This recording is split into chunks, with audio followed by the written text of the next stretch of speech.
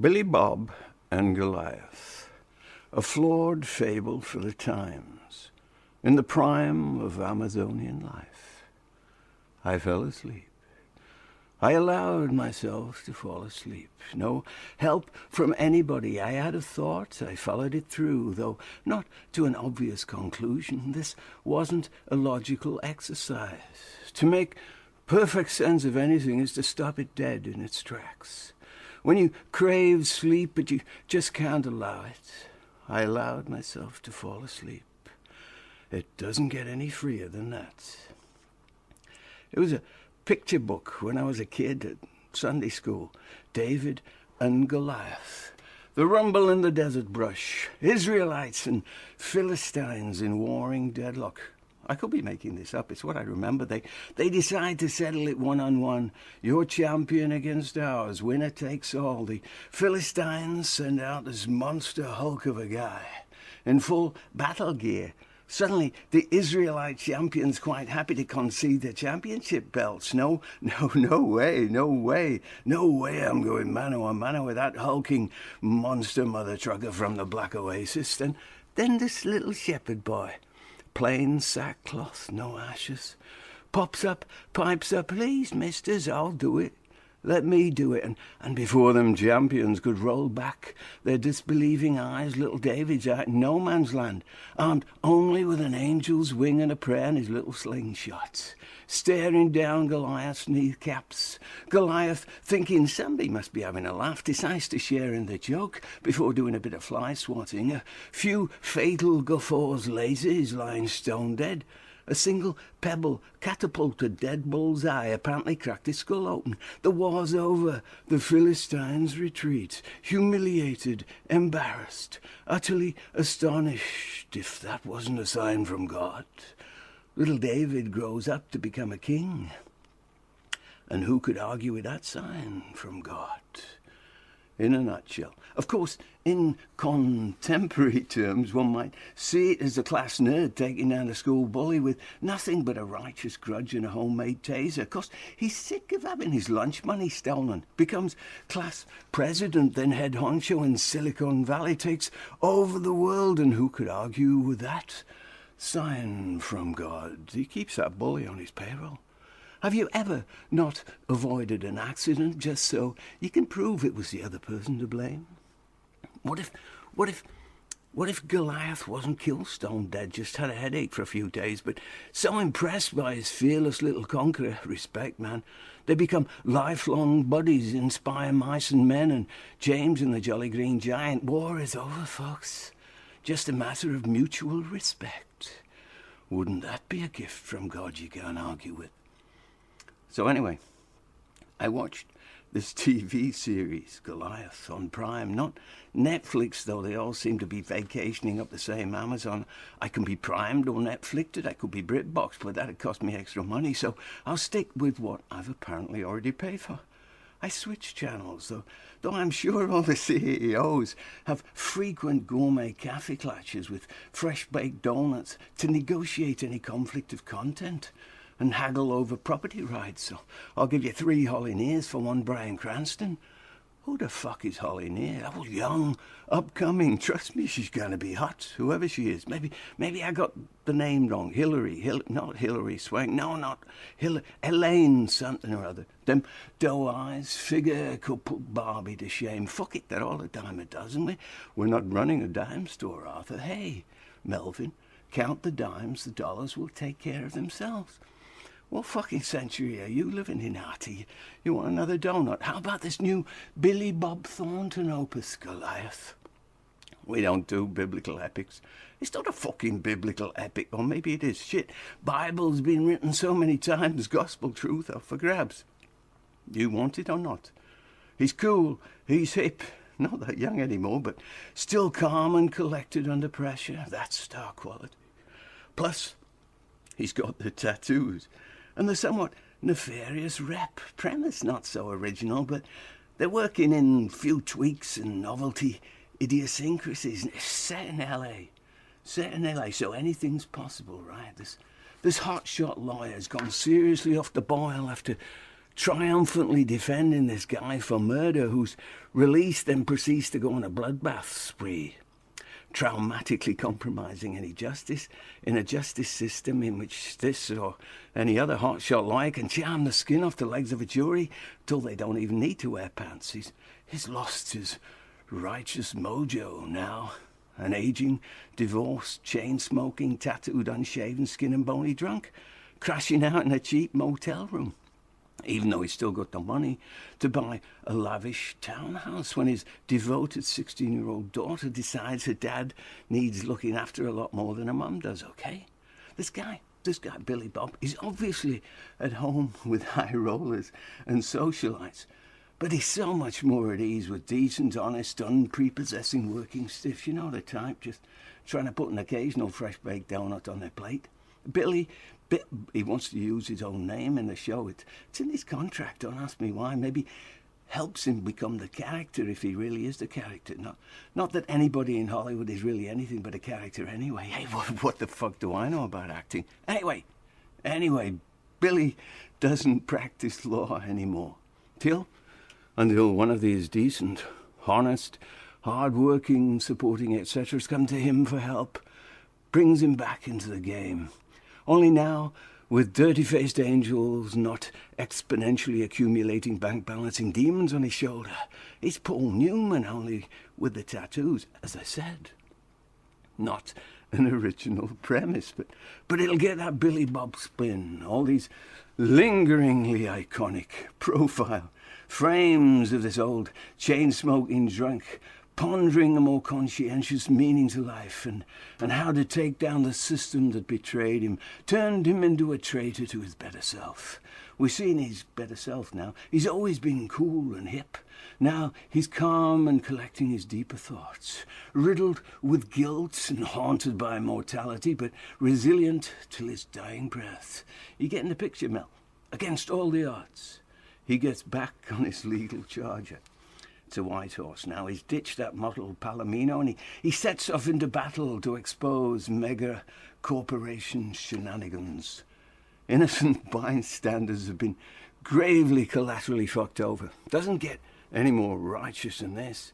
Conspiracy and cover-ups afoot abound. No theory about it, at least not in this series. Corpses and high-level chicanery all over the place. Some bona fide psychopaths with their not-so-psychopathic, more ethically challenged cohorts and henchmen. Not every villain is totally bad. Not every hero is totally good.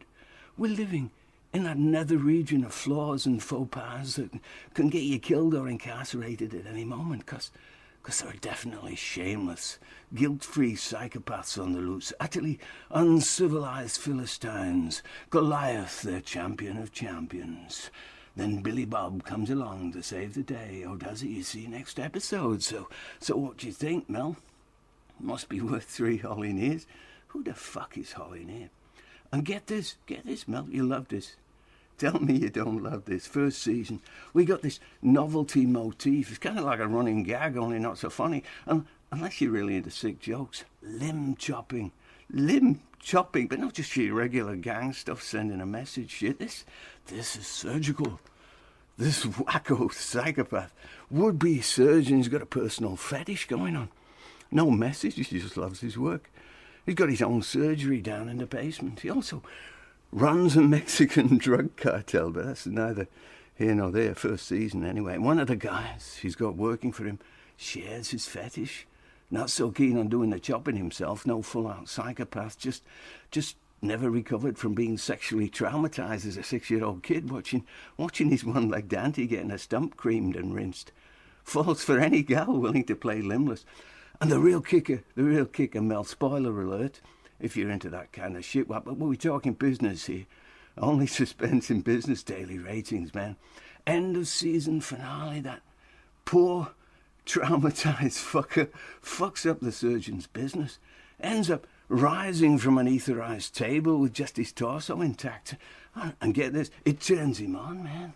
He goes all orgasmic till that surgical psychopath cuts his fucking tongue out. He cuts his fucking tongue out because he talks too much. That's a fucking downer.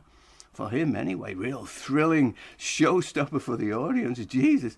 And we think we've got problems. God knows what happens to him after that. Not sure they got a recurring voiceless torso voiceover in the rest of the series. Maybe he goes on disability, writes a tell-all bio as a warning to 6-year-old kids not to hang around with one-legged aunties and drug cartels. We could have a spin-off and make gothic horror look like a walk in the park. Vlad the Impaler, getting a contemporary makeover. Traumatized when he got that pencil stuck up his 6-year-old ass. Really believes he's doing a lot of people a sexual favour. Going out not with a bang, but with an orgasmic kidney tickle. Must be worse ways to die. We got the writers working on that even as we speak. Anyway, back to Billy Bob. No sexual fetishes for Billy Bob, straight as he comes.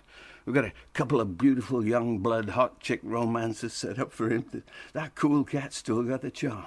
No matter his breath must stink like warmed over feces, he's still got a full head of hair and teeth. The magic of Hollywood dentistry and whatever it's called to grow your own toupee and get your teeth full capped and crowned, gleaming like a GQ frontispiece. All the supporting actors formulaically adequate. The ditzily efficient blonde who would wear high heels in a fucking mud wrestling match thinks civilization ends at the city borders. And the hooker with the heart as not of gold of aluminum siding, and a soft spot for traumatized 6-year-olds. And it turns out she has a brain too. And it's Billy Bob gives her the opportunity to ply it. He's obviously plied her whoring trademark sufficiently in the past. All that unrefined maple syrup has lost its allure. Then there's the overweight mama cast down-to-earth den mother, heart of unburnished cedar wood, quite happy to play go-between conception and action, remains defiantly overweight and fully staffed under pressure. And if anybody considers it a spoiler alert to say that this low-budget A-team battles through to victory against the evil corporation, I'd have to think you're just not watching enough television. Evil corporations only went out on Wall Street. Have you ever been to Wall Street? It's highly walled, like a world apart. What happens on Wall Street stays in the back vaults of the Cayman Islands, apart from all the daily digitalia on CNN or the financial pages of selectively glossy magazines or the most highly reputable print media, indecipherable to the selectively deemed disreputable. Who would know a points chart from the wreckage of a stock car? Fortunes won and lost. The world is a gargantuan casino. Goliath in the riggings. Only plebs on the slots. Lots of rich, powerful people in L.A. Not feeling guilty or any otherwise. Trying to convince you that innocence wins out in the end. Maybe it doesn't get you rich, but at least you're going to get your day in court, right? They all love this city, especially the poor and deprived. It's repeated quite a few times. But it's a bit like loving cheesy old pop songs just because you were young at the time and didn't know any better. Innocent times. Gets repeated enough, after a while you start wondering if you're really missing out on something, not being poor and deprived and living in L.A. If you can't be with the one you love the one you're with. At least till you see somebody or something better on TV, go following your dreams, etc., and suddenly you're off to lose any innocence you have left, fresh meat to them Hollywood organ grinders. The closest the series gets to actual child innocence is Billy Bob's 16-year-old daughter, whose primary raison d'etre seems to be worrying about her beloved daddy. Otherwise, very little unvirginally dramatic excitement in her life. Her parents' loggerheaded divorce barely a blip on her psyche and resolute cheeriness. Seems like she's just there to prop up Billy Bob's latent decency and possibly set up some lingeringly threatening Achilles heel. Who knows what the future will bring? If we did, a lot of people might choose to give the series a miss. Too many spoiler alerts. Have you ever not avoided an accident just so you could prove somebody else was to blame? You know, sometimes it's easier to say serious things when you're not in a serious mood. Of course, some people will think you're just trying to be funny. Sometimes it's easier to be funny when you feel like shit. Comedians can be funnier when they know they have nothing left to lose. Of course, when the laughter dies down, they may go throw themselves under a truck. That's the risk you take when you're flying on empty, no bags and baggage to drag you down. When you're really not trying to be something you're not. As some comedians have proved, sometimes it's funniest when you're not funny at all. An audience can sympathize with a comedian who's feeling like shit, but totally well-practiced at ease with it. You can leave the stage thinking you gave all you've got, whether it was funny or not. That is cathartic. To recognize somebody being perfectly at ease with feeling like shit. You need to go home and practice some more. May not get you a spot on the Tonight Show, but Jesus, you can appreciate all the effort these guys put in to trying to be funny all the fucking time. Kudos to them. You just hope somebody sometimes take them seriously, otherwise definitely broken-hearted clowns and could be under a truck for them or garroting themselves in a 5-star hotel closet. Real life just not that funny anymore. Either that or they said something somebody else really didn't find funny at all. But now we could be getting all conspiracy theory, tinfoil hat shit. Have you seen some of the things some people are wearing these days who are not conspiracy theorists? Don't you get a kick? Don't you get a kick when somebody tells you you don't live in the real world?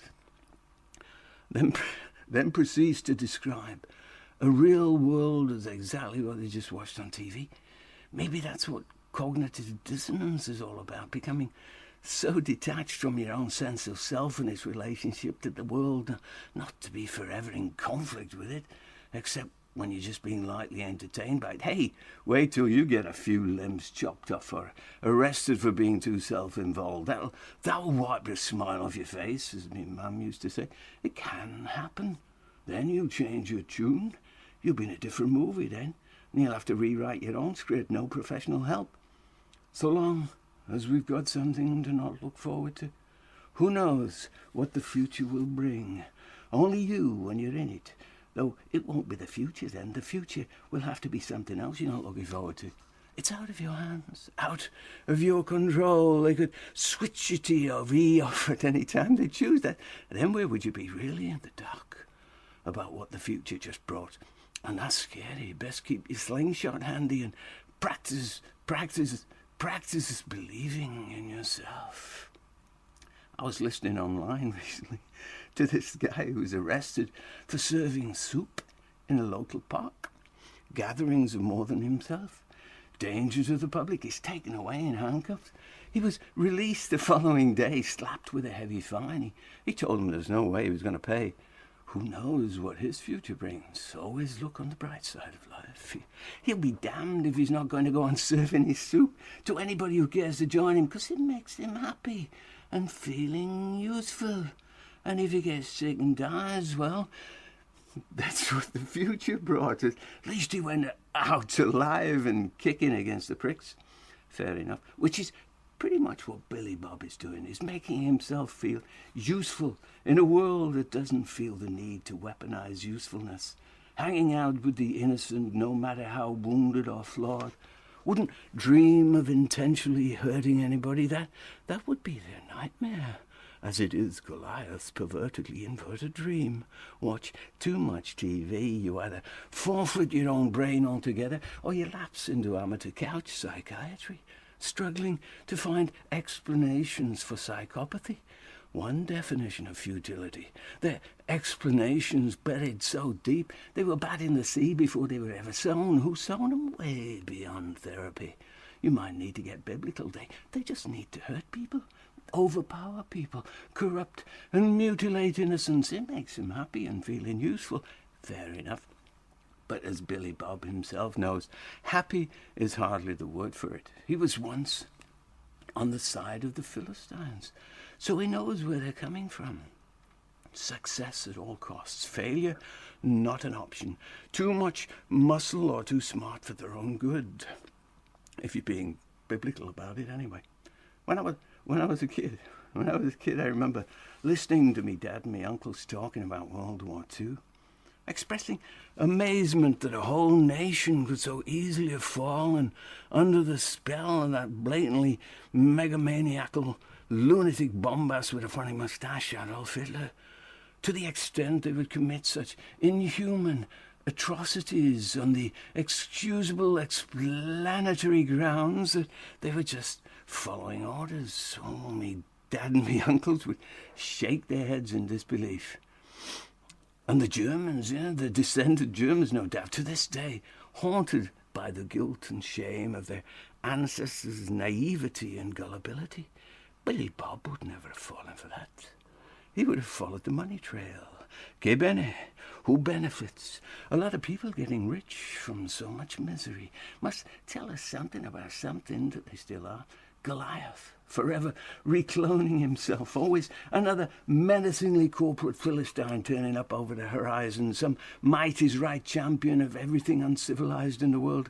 But our hero is not intimidated. He would never surrender to threats. He's a real tub-thumping, I get knocked down, but I get up again. If you think I'm going to let you get away with this, you have another thing coming.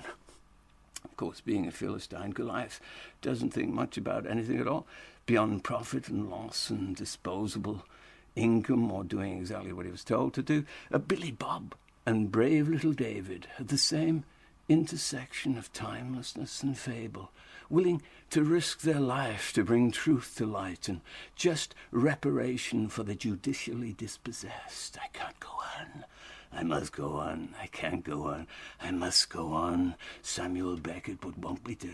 Sometimes making no sense at all. The only sound sensibility left against all the odds. Win one battle, another war turns up. Lost causes all over the fucking place. Makes for a good binge watch. Second season, not so much limb chopping. Plotline goes corrupt local politics and more standard drug cartel bloodletting shit. Must admit I did skip a few episodes, some partial nod-offs, but by season 3, somebody on the production team either got equally weary of or concerned about flatlining on mere character and plotline development, decide to take it to another spirit level with special effects psychedelics. Dream nightmare set pieces to showcase the vaudevillian talents of newly featured guest actors Dennis Quaid and Beau Bridges as kind of Busby Barkley on cocaine, amphetamines, and Quaaludes at the same time, precipitated by the ritualistic ministerings of this Native American Black Crow warlock who runs a very spooky casino. Apparently Billy Bob gets himself spiked for snooping around. Though he doesn't go vaudeville, he just things keep getting weirder and weirder and more bizarro Twin Peaks, some definably echoing homage to David Lynch. At one point, somebody releases the multi-dimensional floodgate license by stating nothing is what it seems to be. And that's a matter of fact. So we may not be watching TV at all, the couch, a spaceship, and this world just a big now you see it, now you don't, now you don't, now you see it, now you don't frame up. But so much digital overload does tend to diminish and distract from any compelling through line, gets kind of wearisome. I've lost the plot, fall asleep and settle into my own dream nightmare state. Missed quite a bit of the episode though I didn't feel I missed anything really. I had a feeling I could always dream it up myself. But a couple of sequences stayed with me. Billy Bob, he's driving somewhere in the civilized wilds of L.A. County, middle of the night. He's not sure himself where he was or where he's going or why. He pulls up over this rise. And there's a full moon, gigantic, bold, brazen, monstrously pockmarked, every pockmarked crater clear as a bell. Full in his windshield, it's like it's closer to him than his own face. A luridly vivid visual of what might be to come, full lunacy. Then the next day, my next day, not Billy Bob's, I'm not in the movie. Real life as much as my life really is. I'm driving due west into the sunset. The sun keeps dazzling me, popping in and out through the trees and buildings, It's a relief when it disappears, and suddenly I pull up over her eyes, and there it is. This big, full, gigantic, bald, bold, brazen, monstrously blood-red ball of fire, full in my windshield. God's honest truth, if there is any truth in this godforsaken world, but it's not blinding.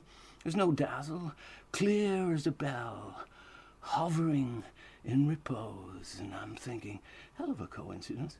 Because I swear, I've never seen anything like this before in my life.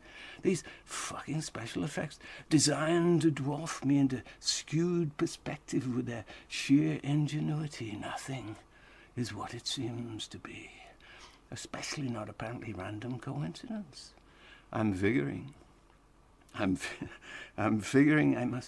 must share either some literary or druggy fellowship with Billy Bob and his production crew, although I was very sober at the time. Though sometimes we can get very drunk on simple suggestibility. Well, there's another scene sequence. Billy Bob, back in his downscale motel room, still spiked and seriously susceptible to apparently random suggestions. He's staring into the mirror, wondering which version of himself he really is. It's like he's imagining his own ghost doppelganger in a mirror. Which is the evil twin? Then suddenly, for no reason I could tell, maybe he decided he was the good version and he didn't need to allow evil a face, especially if it was his own. Pure gut intuition. He yanks the mirror off the wall, discovers the worse or better part of himself, has scrawled a message underneath. The last person you shall see before you die is yourself. So you can never get away from yourself. No escape, not even in death. So it's best you sort yourself out now, one way or another. Make peace with your God or your devil. No fence-sitting allowed in this world. It didn't quite work for me as an LSD flashback. I was too aware of literary and cinematic references. I couldn't help wondering if somebody on Billy Bob's production crew had been inspired by Roman Polanski's movie, The Tenant, the ending of which most definitely sent a shiver up my spine. This guy lying possibly terminal in a hospital bed after a suicide leap from his 7th floor apartment through a skylight. All plastered and bandaged up from head to toe, only his eyes visible, and we're seeing this through his eyes. And he's visited by himself. Silent scream. Then, as far as I remember, blackout end of movie, credits roll. The movie began with him visiting the previous tenant of his new apartment in hospital. A woman, plastered and bandaged, head to toe, only her eyes visible, who'd thrown herself out of the 7th floor window and crashed through a lower skylight. He becomes obsessed with her experience, starts adopting her female persona. She'd left some dresses in the apartment. Then, inevitably, you get the picture, very gender-neutral, prescient. There was a similar effect in The Sixth Sense movie when Bruce Willis realizes his apparent ability to communicate with the dead was because he himself is already dead. I never knew that. He never knew that. There's a thought for anybody worried about dying. Unfortunately, or otherwise, no spine-shivering moments in Billy Bob's opus. I've seen it all before. Maybe in my dying moment I'll realize I've been watching the same fucking movie all my life. How much of this culture has been shaped by what we've seen on a screen? I think I can count on one hand, maybe two hands, how many times living theatres have the same impact. And I've seen a lot of living theatre. I didn't watch TV for many years after I left my parents' home, but by then so much had already gone so deep, I'd need a lightning bolt to shake it loose. And now, in these plague-besotted times, live culture expressing entertainment debate, even gathered social chit-chat cut to the medically mandated minimal bone, screenless interaction is already beginning to seem like a dream rave from the grave.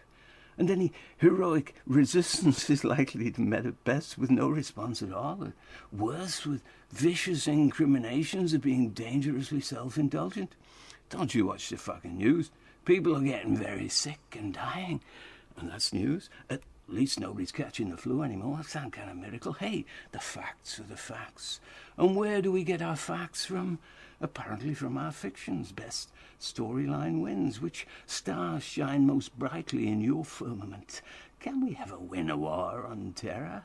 Especially if we're watching it every night on TV and invisible bugs out to decimate humanity. Is there ever an end to sickness and dying? See you next week. We're all in this together. Ooh, me and Joe Biden. I've never met the guy. I've never met anybody of real importance. Puts my life into perspective. I did see Rod Stewart once live in concert, but he didn't know I was there. And I saw the Queen of England once from a distance. She looked like a cartoon animation on TV, and this should inform my reality. Apparently it should. Who am I to beg to differ? I remember as a kid. Thanking God I wasn't a Catholic, so I didn't have to confess anything. As a teenager, I considered my sins my greatest asset to prove I was living life to the full. I remember one of my cousins, he was a few years older than I was, always leading us on some cheeky prank or other. Suddenly he went devoutly religious and was subsequently only spoken of by the family in hushed whispers, like he'd lost his mind along with any cheeky vitality, like he wasn't really one of us anymore. I mean, religion's fine enough for Sundays, weddings and funerals, but 7 days a week devotion, and nothing free-spirited about that. Appreciating and enjoying this world was all about freeing your spirit from the overly devout as much as possible and bringing your uninhibited flesh along with it before it gets too weak to do more than dribble on its memories. Need to make sure you have many of them to salivate over on your deathbed. No regrets. Guilty of nothing but living life to the full. Notching any outrageous conquests was your yardstick of freedom. Break somebody's heart, eh? Get with the program, darling. Some people have it, some people don't. Some people get away with murder. Hey, respect, man. That's where my culture seemed to be leading me. Guilt, shame, regret for pussies. Success is about not getting caught, or if you do get caught, having access to the best lawyer. Get me Billy Bob McBride. He can charm the pants off the legs of anybody not wearing snakeskin underwear.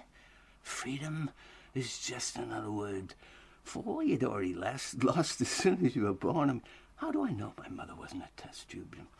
Just because she didn't look like a test tube. Maybe she didn't know she was a test tube. I mean, I didn't know I was a sperm hatched from an egg. I've only got the test tube's word for it. My parents had no idea they were part of an experiment to see how much guinea pigs can put up with and still maintain some dignity. Civilization built through trial and slavery. We should be proud of ourselves, Doreen, unless, of course, we were that part of the experiment that went wrong. But would we be to blame for that? I don't remember getting any fully informed consent. No comprehensive disclosure of possible side effects. They just told us we were doing it for England. Where the fuck is England when you need it? Any chance of a visit from the Queen? Then I can die knowing I really did my duty. I don't think my parents were ever in doubt. They were real maestros at work, beyond their ken. They'd seen them all on TV, and the only thing they could possibly be an expert in was being themselves. Not easy when you think you should be somebody else. I know that feeling. Not easy if you're always being told you could and maybe should be somebody else. If you really want to have your own kiosk in this emporium. This land is definitely not Pete Seeger's. I met Pete Seeger once. Was he important? You want to keep endlessly rocking in the free world. You do what you're told, okay? Sweet land of liberty. The corn syrup's on the house. Do I detect a note of skepticism in the house, CFC? We're all in this together. It's just no longer all in a family. I mean, you've seen it. We've showed you how fucking dysfunctional that can get. Old school bigotry. We're going to build back bigger and better. Fuck the family. We are the family. And we are all overpopulated in this together. You know, it's a mental phenomenon. I remember my youngest world. I remember my youngest world in black and white. Till I saw my first movie in Technicolor. The whole world lit up, even though my neighborhood didn't. Did you never read 1984, Brave New World, all those interviews with Aldous Huxley? You see him on YouTube, and all them books, movies, TV shows. We invested so much time, energy, ingenuity and money in to tell you what's going on, what you need to prepare yourself for in the future.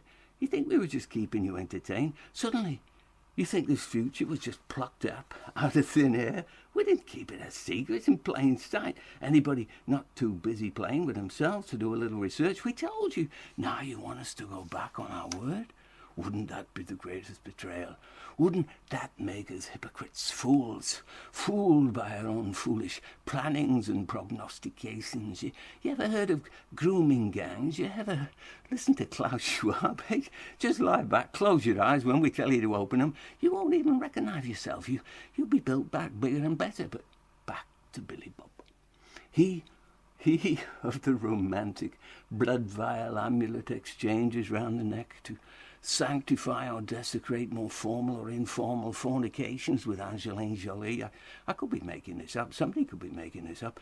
How would I know what really goes on under the scandalous sheets deep in the cutthroat, well-grooming bowels of Hollywood?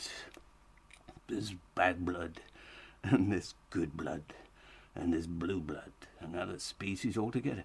In this, we're all in this together world, or parts of the bloody mystery of humanity's battle to reform itself.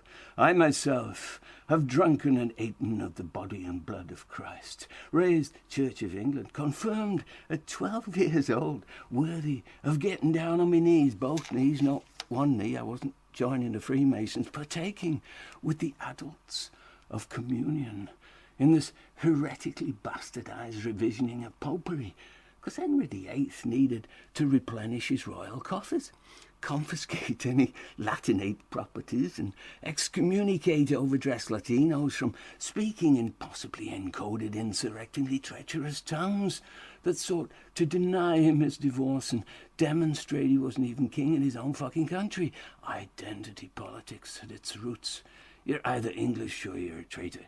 He was a plain-speaking guy with a paunchy penchant for fingering chicken-licking goods and inspiring Charles Lawton movies. I want no mystery in my realm. I do what I like and you do what you're told, okay? Blue blood rules, okay? I'm okay, you're okay. We're all corralled in this together. There's royalty and its subjects, lords of the land and their serfs, masters and cheap labour. Hey, we freed the slaves, remember. Now we have to free the Christians and the Muslims from all this mumbo-jumbo righteous chicken wing overzealotry that threatens to moralize civilization back to the fucking Stone Age. Progress wouldn't be called progress if it wasn't progressive. It makes no sense. The sky's the limit. Anything's possible out of the mouths of babes and geriatrics. The closer, my God, to thee, the wider the open door to everything is. You want to be born again and be forever young? Listen to Bobby Dylan. Don't think twice, because it could be a hell of a lot worse. You could already be blown away in your own wind blood, on the tracks, paying your dues. We reap what we sow in this harvest festival of lost souls. And if you think the Jews are avoiding this bloody infiltration, ask your local Jew if he wants to go back murdering, enslaving people and ruling the fucking world. Zionism is not Judaism. Maybe they get the worst rap, the Jews, because they seem to be winning a war they're not really sure who they're fighting against. Everybody who's not Jewish, but that's stretching the Torah and the Ten Commandments a bit. What's it all about, Artie? Is it just for some security and vengeance we live? Aren't we meant not to take more than we give? We should be kinder, but only fools are kind, my sugarlet. Then I guess it must be kind to be a fool. Don't be a wise ass. If the humble and the meek shall inherit the earth, didn't King David say that? He was a king. He could afford to say that. Now who's being a wise ass? Wise ass. Hand up anybody who thinks Lenny Bruce was weaponized to free the world from blasphemy. Some of my best friends didn't have to be Jewish to be friendly. It all comes back to the blood in humanity's veins. the only race that really matters. It can spurt, it can drip, it can coagulate, or it can flow freely.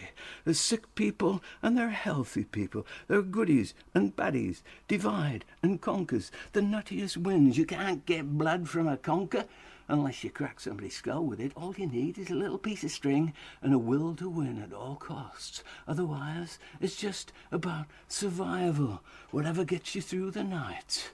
Young virgin's blood, that's what got Dracula through the night. There's an endless future in sucking blood.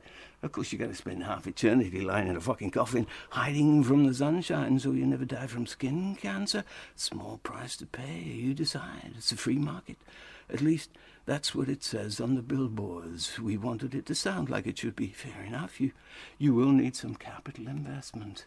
You need to give it all you've got. How much you got? No free lunch in a free market. How's the wife and kids? We know where they live. Let's face it, we're not selling you anything you won't eventually need to buy for yourself. Now who's being a wise ass? Did you know Bram Stoker had syphilis? He knew all about bad blood. That's why he started going for the neck, in his imagination at least. Wanted to repopulate the world only with bloodsuckers, forever resourcing their vitality. Bloodsuckers, cocksuckers, that's where the power is. Blood and semen could give us a clue what's happening in Hollywood. All in this together, all after the same thing, an Oscar. It's what makes the world go around, or at least in and out and up and down that blood-red carpet. You're either in or you're out. And more than a few is a crowd, and that's your target audience. Herd immunity from being in on the joke. You want to take on the power and majesty of the state. You really need to put your mind to it and keep it as safe in a charitable foundation or an offshore bank account. Can't trust anybody who banks on the mainland. Hey, fuck it. This is freeform. You want to get to the point, you have to go in the right way to come up with it. I'm no shrink. I am no shrink. I'm no expert in anything but myself. I know I have no agenda to rule the world or resolve anybody else's ethical dilemmas. You're on your own, kid, unless you're all in this together. In which case, you do what you're told, okay? By who? My better or worse, good or evil twin in the mirror. Have you never not avoided an accident? Have you ever wondered... Have you ever wondered what Jesus would have said if the Romans told him, we're all in this together, Jesus? Well, you have a strange way of showing it. Well, we could put you on the payroll. I mean, you have a choice. You do have a substantial following on Facebook, but you will have to wear a mask, at least in public. Stay 6 feet away from everybody, especially that leper over there, because he's very vulnerable at the moment with his comorbidity. And you could be catching. I'd say he's a 12-footer at least. Best to just ignore him altogether. And you'll have to get the shot, otherwise you too could be wearing a bell round your neck, let people know you're coming to pass. Otherwise, you could create a bubble with your disciples, but it'll have to be monitored daily. You'll need to keep your smartphone with you at all times in case there's any breaking news, good news, bad news. So are you with us or against us? We could set you up on your own Zoom talk show. Enough funding, you'll be independent. Of course, that funding could be cut off should you say something we deem dangerous to the public. I wonder if Johnny Rotten's wearing a mask and finally doing and saying what he's told. Maybe enough people are avoiding him anyway. What if that scrawl behind the mirror had said, the last person you shall see before you die will be Jesus? And you're lying in your bloody bedraggled pool of your own blood, and the only person who turns up to help or commiserate is yourself. What are you going to think? Jesus, I must have really screwed up. Oh, Christ, I must have been Jesus after all. Jesus in the mind, put too much stock in my face. I always was Jesus, come to guide myself to heaven. The Holy Spirit is in me. Jesus, by any other name or face, could still get me to heaven, so long as I die and hope it will. Bit late to prove somebody else was to blame. If you think living is hard, try dying in a pool of your own uncoagulating blood with only yourself around to commiserate. I was thinking all this while I wasn't watching Billy Bob. But I was convinced that prophetic scrawl behind the mirror was a definite literary motif. No writer worth his salt could resist following up on, or her soul. So I skipped to the end of season 3, and there it was. Some psychopathic bitch in white shotguns, Billy Bob, dead drop in the middle of a rainy night. The California drought's over. The case won, all the supporting actors settling their personal hang-ups in case there's no season 4, and our hero as close to feeling happy as he possibly ever will be. And suddenly he's face down in a puddle of so many other people's relief, and he realizes it could be fatal. He looks up, and he sees somebody standing over him, and well, if you haven't spoiled your own alert by now, maybe you never will. I'll give you a clue. It's not Jesus.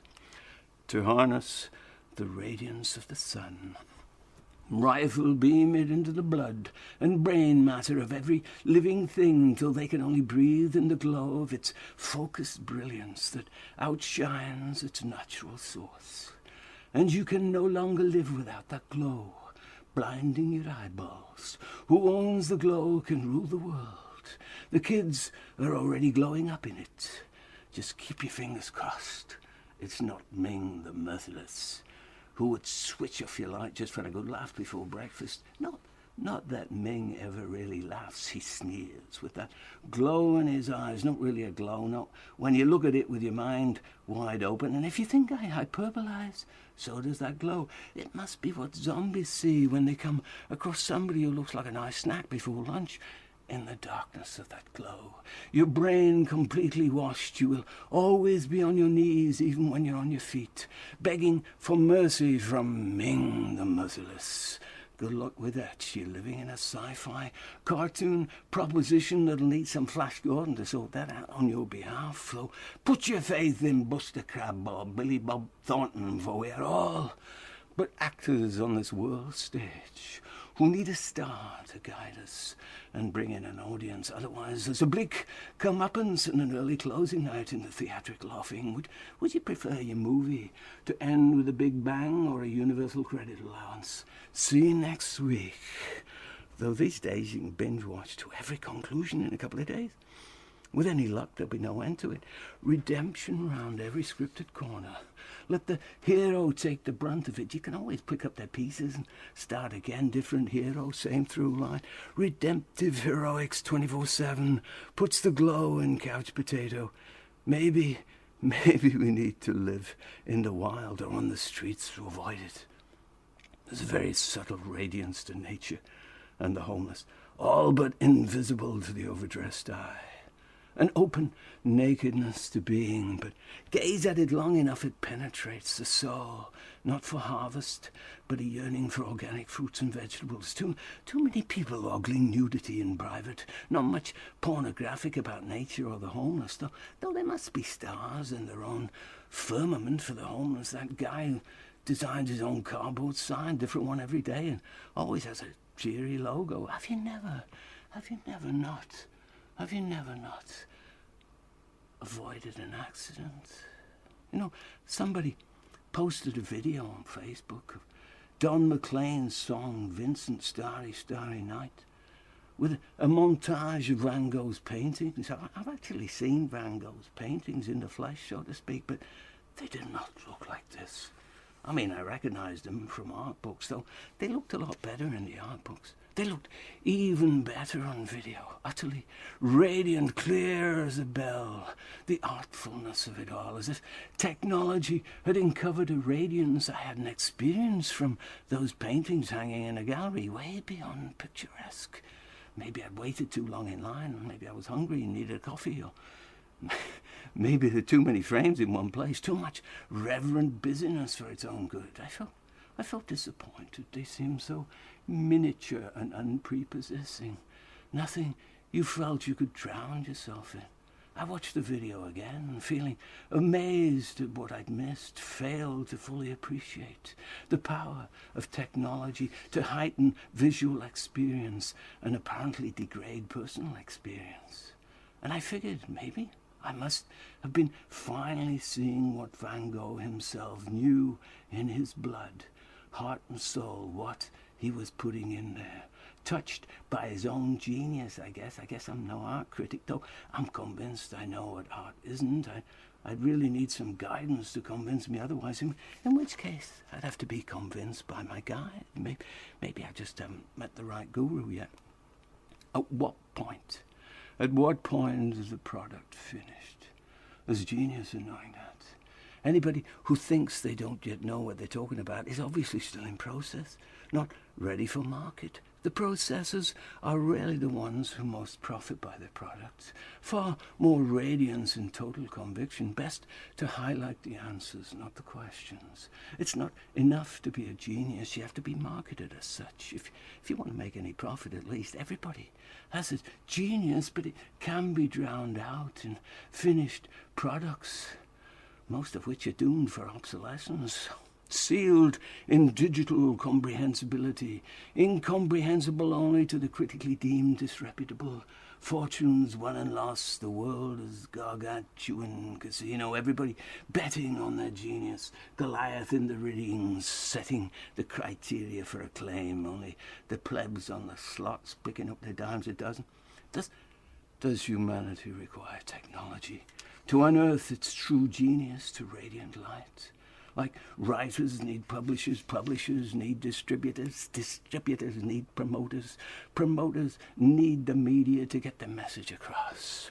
In an age of technology, who controls the technology, controls the media, controls the message, which they can radiate throughout the whole world, whatever message they choose to send into the minds of the plebs, whichever genius they choose to highlight. The radiance is the guru to guide popular response to their message, such unprecedented power for good or for evil. Does humanity have a mind of its own anymore to distinguish? We just follow the yellow brick road in this life. One thing counts. Spoiler alert, it doesn't grow on trees. We live in the shadow of Goliath. Full body armor and tactical weapons. Artificial radiant psyops with so much muscle to back it up. Forfeited its genius for a regular payroll. Prepared to kill just to prove they're in the right champion's corner. Till Sonny Liston finally takes a dive to avoid any more humiliation as a Philistine patsy. You either believe it or you don't. Maybe he owed too many people too many favours. Didn't even put up a good fight. His radiance gone to pot. That big bear starts looking like a big dumb wally. It could happen just like that. Goliath must have felt a lot sillier after being knocked out in the first round by a barely pubescent. He could become a bitterly vengeful, psychopathic serial killer, or an usher in a Las Vegas casino, or just take a bullet and have done with his earthly horror show. And what should we conclude from this? What should we conclude from this? What would Billy Bob conclude from all this? The bigger they come, the harder they fall. The more radiation this world conjures up, the less mere human beings with any natural biology matter at all. In the new normal scheme of things, just pixelated clone slaves on a global screensaver. The masters rule the world. They have no choice. Otherwise, their mastery means nothing. Their pyramid crumbles, and they'll be left scrabbling through the debris with all the other common flesh and blood, and that is not their fate. It's ours. Watching TV. Watching TV is like tripping on somebody else's pre-produced hallucinations, somebody else's conscious invasion of your subconscious, to the point your own subconscious overrides any conscious common sense. Your perception of what reality is becomes your primary hallucination. There's a world out there that's coming to get you. You need to tread very carefully. Monsters, giants, homicidal maniacs, plagues, terrorists, wild animals, more plagues, mutations of plagues, grifters, deceivers who would break your heart, steal your life savings, mutilate and torture you and your family, steal your very soul and leave you a desperately despondent, dispirited shell of a human being without giving it a first, never mind a second thought. Billy Bob knows this feeling.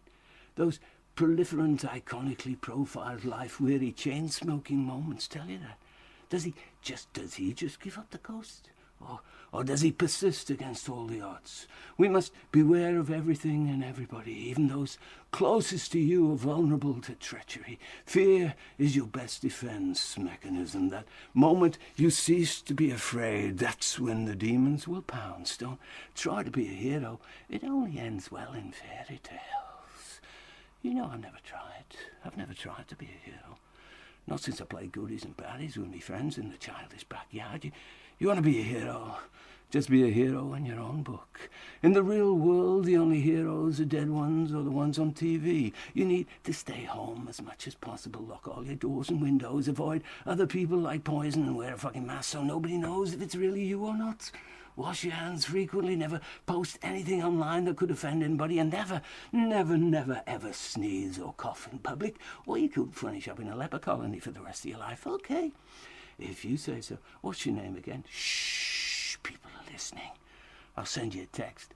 Well, if I'm watching Billy Bob, I may not respond immediately. No response necessary. In truth, it's preferable. As the wise old fool said, there's no point doing anything if you have a choice. But back to Billy Bob. Billy Bob.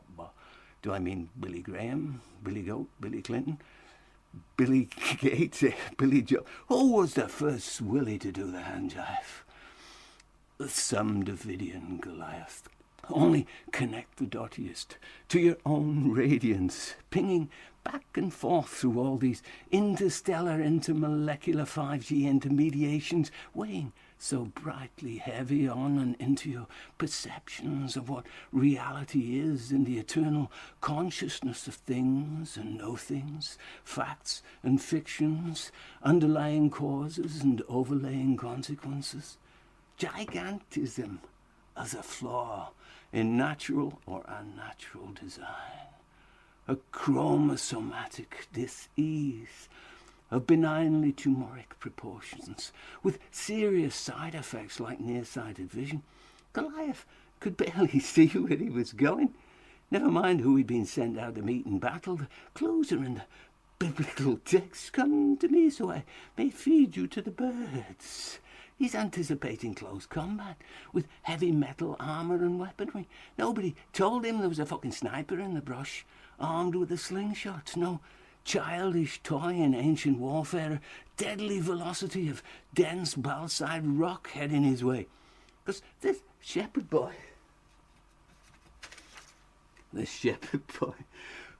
is a well-practiced expert in defending his flock against predatory lions and wolves. It was no mass, right between the eyes.